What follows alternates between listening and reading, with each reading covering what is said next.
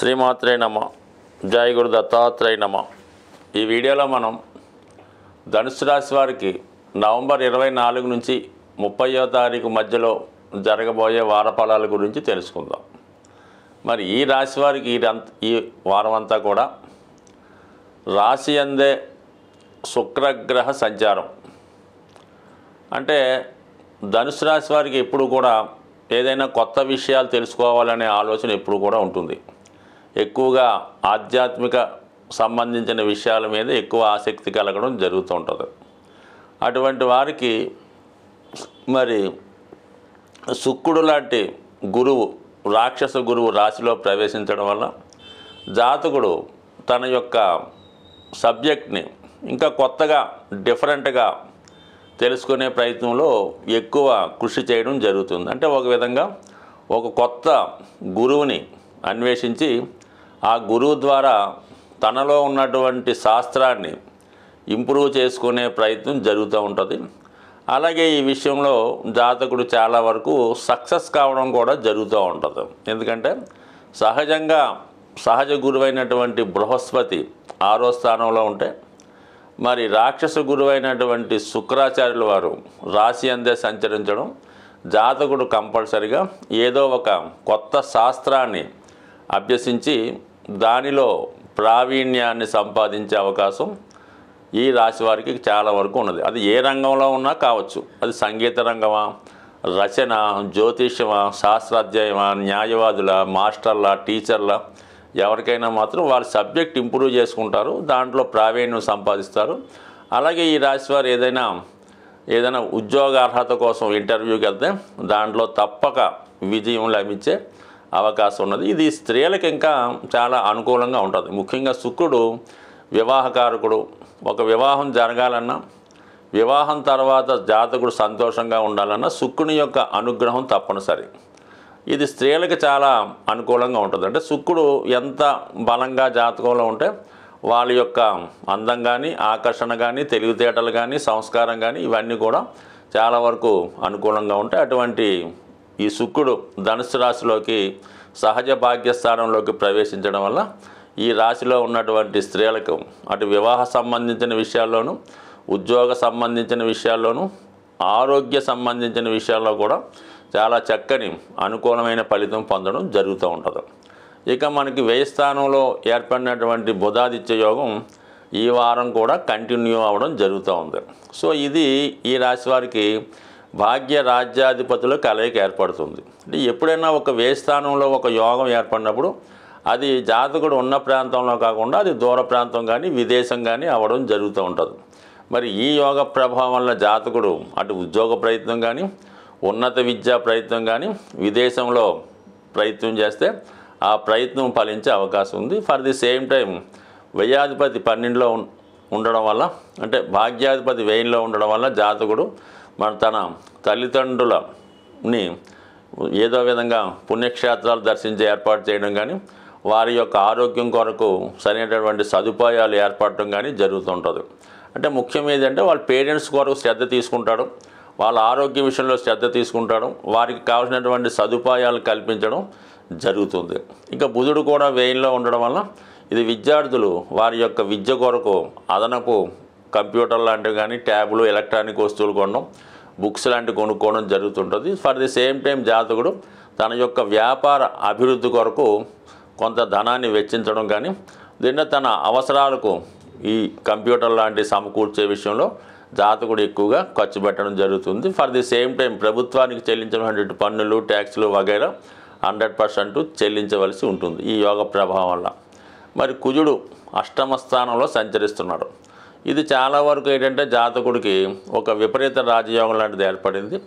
ఇది పంచమాధిపతి అష్టమంలో ఏర్పడడం వల్ల పిల్లల యొక్క భవిష్యత్తులో అనూహ్యంగా కొన్ని మార్పులు వచ్చే అవకాశం ఉన్నది. బట్ ఏదన్నా మీ యొక్క సంతానానికి వేరే చోట ఉద్యోగం రావడం కానీ, వాళ్ళు ఏదన్నా స్థిరాస్తి స్థలం లాంటిది ఏర్పాటు చేసుకోవడం కానీ, ఇది కొన్ని చేంజెస్ మీ యొక్క సంతాన విషయంలో రావచ్చు.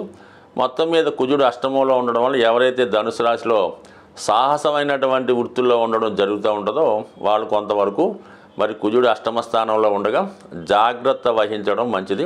అలాగే ఏంటంటే భూములు స్థిరాస్తి సంబంధించిన వ్యాపారం చేస్తున్న వాళ్ళు మీడియేటర్గా ఉన్నవారికి కొంతవరకు భూములు స్థిరాస్తుల ద్వారా కొంతవరకు కలిసి వచ్చే అవకాశం ఉంది. అలాగే మీ దగ్గర ఉన్నటువంటి స్థిరాస్తి యొక్క విలువ పెరగడం వల్ల మార్కెట్లో మీ వాల్యూ కూడా పెరిగే అవకాశం ఉంది. మొత్తం మీద కుజుడు అష్టమంలో ఉన్నప్పటికీ కూడా ధనుసు రాశి వారికి చాలా వరకు అనుకూలంగానే ఉంటుంది. కానీ కొన్ని సందర్భాల్లో వైవాహిక జీవితంలో భార్యాభర్తల మధ్య కొంత సంఘర్షణలు రావడం కానీ ఏదైనా ప్రయాణాల్లో చిన్న చిన్న ప్రమాదాలు జరిగే సూచనలు ఉన్నాయి. కాబట్టి ఈ విషయంలో జాగ్రత్త వహించండి. ఏదైనా జాతకుడికి ఈ వారం 27, 28 తారీఖుల్లో ఆకస్మిక ధనలాభం ఏర్పడే అవకాశం ఉంది. కొన్ని శుభవార్తలు కూడా ఆ సమయంలో వినే అవకాశం ఉంది. సాధారణంగా ప్రతి రాశి వారు కూడా ఏదో ఒక అదృష్ట వస్తువో అదృష్ట రత్నమో ధరించడానికి ప్రయత్నం చేస్తుంటారు. దాన్ని అవకాశంగా తీసుకొని అటువంటి వాటిని క్యాష్ చేసుకునేవారు కూడా చాలామంది ఉండడం జరుగుతూ ఉంటుంది. కానీ ఏమాత్రం ఖర్చు లేకుండా సులభంగా మీకు సంపదనిచ్చే కొన్ని విలువైనటువంటి వస్తువులు మీకు చెప్పడం జరుగుతుంది. అందులో ఒకటి ముఖ్యంగా మనకి లక్ష్మీప్రదమైనవి, అదృష్టాన్ని కలిగించేవి గోమతి చక్రాలు. ఈ గోమతి చక్రాలు మీరు ఒక 11 సేకరించి మీ యొక్క క్యాష్ బాక్స్లో పెట్టుకోండి. లేదంటే మీరు పర్సులో ఒక గోమతి చక్రం పెట్టుకోండి. లేదా విద్యార్థులు పరీక్ష రాయడానికి వెళ్ళినప్పుడు, ఇంటర్వ్యూకి వెళ్ళినప్పుడు ఒక గోమతి చక్రాన్ని లాకెట్ రూపంలో ధరించినా పర్లేదు, ఉంగరం రూపంలో పెట్టుకున్నా పర్లేదు, అది లాకెట్గా వేసుకున్నా మరి మీకు అదృష్ట యోగాన్ని ఇస్తుంది. అంటే ఇది సముద్రంలో దొరుకుతుందన్నమాట. మనకి సముద్రంలో పుట్టిందే లక్ష్మీ అమ్మవారు, సమస్త వస్తువులు అక్కడ దొరికాయి. కాబట్టి ఈ సముద్రంలో దొరికినటువంటి శంఖాలు, అలాగే గవ్వలు, ఈ గోమతి చక్రాలు కూడా ఖచ్చితంగా లక్ష్మీప్రదం లాంటివి. కాబట్టి కేవలం ఇవి ఒక గోమతి చక్రం 10 నుంచి 20 రూపాయలు మించి ఉండదు. ఇది ఖచ్చితంగా ప్రతిఫలాన్ని ఇచ్చే రెమెడీ. లేదు మీ పూజా మందిరంలో అయినా ఒక గోమతి 5 చక్రాలు పెట్టుకొని చాలు. దాని తర్వాత అంత అదృష్టాన్ని ఇచ్చేవి చిన్నపాటి లక్ష్మీ గవ్వలు, దాని పేరే లక్ష్మీ గవ్వలు, చాలా తెలుపు రంగులో ఉండడం జరుగుతూ ఉంటుంది. ఇవైనా సేమ్ గోమతి చక్రాలా పనిచేస్తాయి. కనీసం అవి 11 కానీ 5 కానీ మీ క్యాష్ బాక్స్లో కానీ, అలాగే మీ యొక్క వాహనంలో కానీ, అలాగే మీరు మీ యొక్క బట్టలు దాచుకునే బీరువాలు ఎక్కడ పెట్టుకున్నా అవి మీకు లక్ష్మీప్రదంగా పనిచేస్తూ ఉంటాయి. అలాగే చాలామంది ధనం ఎక్కువగా ఖర్చు అవుతుంది, ఏమవుతుందో అర్థం అవ్వట్లేదు. అంటే అది ఏదో వాడికి బ్యాడ్ హ్యాబిట్ ఉంటుంది, వాడు ఏదో వ్యసనం ఉంటుంది, ఎవరికో ఇన్వెస్ట్ చేస్తుంటాడు, వాళ్ళకి వీళ్ళకి గిఫ్ట్లు ఇస్తుంటాడు. అటువంటి వాళ్ళకి శుక్రుడు యొక్క ప్రభావం వల్ల ఈ విధంగా వాళ్ళు చేస్తూ ఉంటారు అన్నమాట. వాళ్ళకి ఏంటంటే స్ఫటికమాల అని దొరుకుతూ ఉంటుంది. కనీసం 500 మంచి ఒరిజినల్ దొరుకుతుంది. చిన్నపాటి పూసలు, అవి చాలా చల్లదనాన్ని ఇస్తాయన్నమాట. ఆ స్ఫటికమాల ధరించడం వల్ల ముఖ్యంగా స్త్రీ వ్యసనం నుంచి బయటపడతారు, బలహీనతల నుంచి బయటపడటం. ఎవరికైతే స్త్రీ వ్యసనం ఉంటుందో వాళ్ళు ఖచ్చితంగా ఆర్థికపరంగా చాలా నష్టపోవడం జరుగుతూ ఉంటుంది. దాని నుంచి బయటపడే విధంగా ఈ స్ఫటికమాల ఉపయోగపడుతుంటుంది. ఇది కూడా చాలా తక్కువ విలువతో కూడుకున్నది కాబట్టి అది కూడా ధరించవచ్చు. అలాగే ప్రస్తుతం కంపల్సరిగా ఫలితాన్ని ఇస్తున్నటువంటి మాల కరుంగలి మాల. ఇది ప్రస్తుతం తమిళనాడు అంతటా పెద్ద వాళ్ళు వాడుతున్నారు. ఇప్పుడిప్పుడే మనకి ఆంధ్రప్రదేశ్లో కూడా విరివిగా ఈ కరుంగలి మాల దొరకడం జరుగుతుంది. సో ఈ మాల యొక్క ఖరీదు అంటే అది చెట్టు యొక్క దాని మొదల నుంచి తయారు చేస్తూ ఉంటారు.